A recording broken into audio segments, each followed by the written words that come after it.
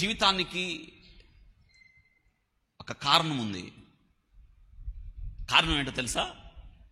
To die for God. దేవుని కొరకు మరణించటం, అది దేవుడు కోరుకున్నాడు. మనం చాలాసార్లు ఇంకా చాలా చిన్న దృష్టితో చూస్తాం. మనం కాదు, అలా కాదు చూడాలి. నువ్వు అర్థం చేసుకునే విధానం మారాలి. క్రైస్తవత్వాన్ని నువ్వు వీక్షిస్తున్నావే, ఇది మారాలి. ఇది నేను కొన్ని విషయాలు చెప్తాను, మీరు జాగ్రత్తగా వినాలి. దేవుడు ఈ మరణాన్ని తప్పించచ్చు కదా. ఎంతమందికి వచ్చింది ఇలాగా? చాలాసార్లు మనకి ఇటువంటివే వస్తాయి. కొంతమంది దేవుని బిడ్డలు చనిపోతున్నప్పుడు, ప్రత్యేకంగా దేవుని సేవకులు కొన్ని క్లిష్టమైన పరిస్థితుల్లో చనిపోతున్నప్పుడు, లేదా హింసించబడుతున్నప్పుడు, ఇంకొక అడుగు ముందుకి చంపబడుతున్నప్పుడు, వేర్ ఇస్ గాడ్? దేవుడు ఎక్కడున్నాడు? దేవుడున్నాడు, ఆయన అనుమతించాడు. ప్రతిదీ కూడా దేవుడు అనుమతితోనే జరుగుతున్నాయి. మనం దేవుని ఆధీనంలో ఉన్నాం. భూమియు దాని సంపూర్ణత యెహోవాయ. ఈరోజు మనం తెలుసుకోవాల్సింది ఏంటో తెలుసా? ఆయన ఆకాశమందు ఉన్నాడు, కీర్తనకారుడు అంటున్నాడు. ఆయనకిష్టమైనదంతా కూడా జరిగిస్తాడు. మనకి కష్టంగా ఉండొచ్చు, బాధగా ఉండొచ్చు, కోల్పోయినట్టుగా అనిపించవచ్చు, ఇంకంత శూన్యముగా అనిపించవచ్చు. కానీ మరెందుకు దేవుడు ఇది అనుమతించాడు అంటే కారణం ఉంది. వింటున్నారా? ఎందుకు దేవుడు తన బిడ్డల్ని ఇటువంటి మరణానికి అప్పగిస్తారు? ఇది మనం తెలుసుకోవాల్సింది ఏంటంటే, యేసుక్రీస్తు ప్రభువారు ఒక రాజ్యాంగాన్ని ఇచ్చాడు మనకి.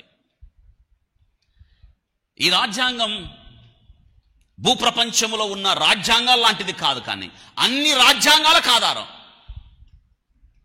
అన్ని రాజ్యాంగాలను మించిన రాజ్యాంగం క్రీస్తు ప్రభు ప్రబోధించిన రాజ్యాంగం. అదే కొండ మీద ప్రసంగం. ఆయన రాజ్యం, that's the Kingdom of God. రాజ్యం, ఆయన రాజ్యం ఎలా ఉంటుందో తెలుసా? భూలోకములో ఉన్న రాజ్యాల వంటిది కాదు ఇది. అద్భుతం కదా? లోకంలో నిన్ను కొడితే కొట్టు, నిన్ను తిడితే తిట్టు, నిన్ను చంపితే చంపు. కానీ రాజ్యాంగం అలాంటిది కాదు. నిన్నెవరన్నా కొడితే వాడి వైపు రెండో చెంప తిప్పు. నిన్నెవడన్నా ఒక మైలు రమ్మంటే ఎంత దూరం వెళ్ళు.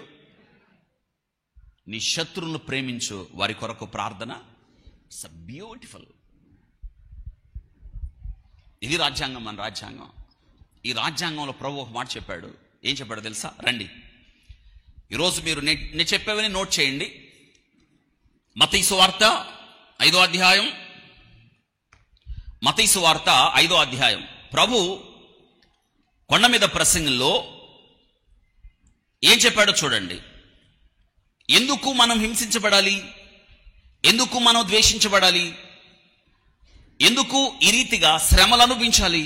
దేవుడు ఏం చేస్తున్నాడు? తన బిడ్డలను కాపాడలేడా? తన బిడ్డలను భద్రపరచలేడా? ఇటువంటి దుష్టుల నుండి దేవుడు కాపాడలేడా అన్నదానికి దీనిన మనం నేర్చుకోవాల్సిన ప్రాముఖ్యమైన ప్రశ్నలు. 5వ అధ్యాయం 11వ వచనం చూద్దాం రండి. ఆ పర్ల పైన కూడా చూద్దాం, 10 నుంచి చూద్దాం.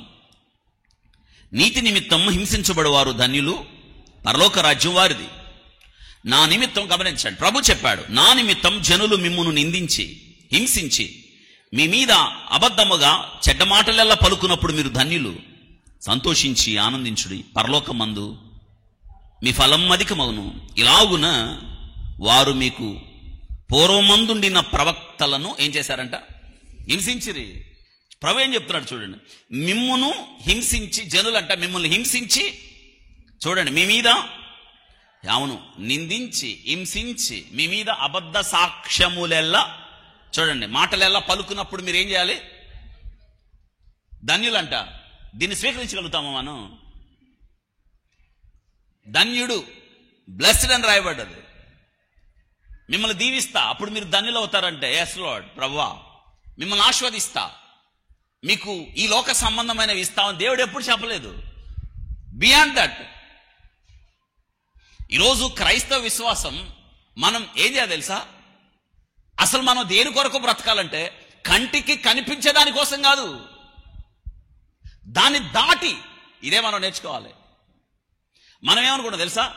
ప్రార్థన అంటే ఏమనుకుంటామంటే, ప్రభువా నాకు ఉద్యోగం ఇవ్వు ప్రభువా, నా బిడ్డలకు ఉద్యోగం ఇవ్వు ప్రభువా, నా బిడ్డలు బాగా చదువుకునేటట్టు మంచి డిగ్రీలు ఇవ్వు ప్రభువా, ఇల్లు కట్టుకునేటట్టు చేయి ప్రభువా, నాకు అవి ఇవి ఇవ్వ. ఈ లోక సంబంధమైన అడిగావు. ఇది కాదు ప్రార్థన అంటే.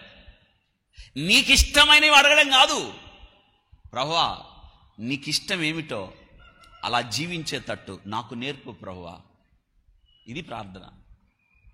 ప్రార్థన అంటే ఏమనుకున్నారు తెలుసా? శారీరక సంబంధమైనవి అడగటం దాటి ఆత్మ సంబంధమైనవి అడగడం.